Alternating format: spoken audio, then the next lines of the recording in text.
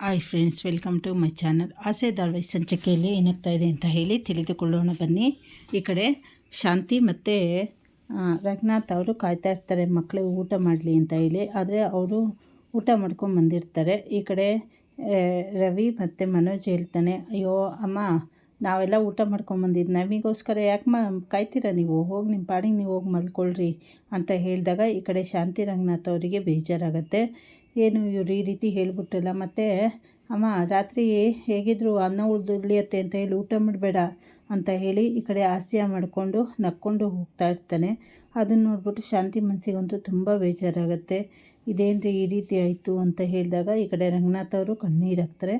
ಅಷ್ಟೊತ್ತಿಗೆ post master ಅವ್ರು ಬಂದು, ಮೇಡಮ್ ನಿಮಗೆ ಕೊರಿಯರ್ ಬಂದಿದೆ ಅಂತ ಹೇಳಿದಾಗ, ಕೊರಿಯರ ಯಾರ್ದು ಅಂತ ಕೇಳಿದಾಗ, ಸೂರ್ಯ ಅನ್ನೋರು ಕೊರಿಯರ್ ಮಾಡಿದ್ದಾರೆ ಅಂತ ಹೇಳ್ತಾರೆ. ಅದನ್ನು ಕೇಳಿಕೊಂಡು ಈ ಕಡೆ ಶಾಂತಿಗೆ ಈಗ ಸೂರ್ಯನ ಬೆಲೆ ಗೊತ್ತಾಗತ್ತಾ, ಅವ್ನ ಪ್ರೀತಿ ಬೆಲೆ ಗೊತ್ತಾಗತ್ತಾ ಅಂತ ಹೇಳಿ ಮುಂದಿನ ಸಂಚಿಕೆಗಳಲ್ಲಿ ತಿಳಿದುಕೊಳ್ಳೋಣ. ಹೊಸದಾಗಿ ಯಾರ್ಯಾರು ಚಾನಲ್ ನೋಡ್ತಾ ಇದ್ದೀರಾ ಎಲ್ಲ ಸಬ್ಸ್ಕ್ರೈಬ್ ಮಾಡಿಕೊಡಿ, ಹಾಗೆ ಶೇರ್ ಮಾಡಿ, ಲೈಕ್ ಮಾಡಿ, ಪೂರ್ತಿ ವಿಡಿಯೋ ವಾಚ್ ಮಾಡಿ. ಧನ್ಯವಾದಗಳು.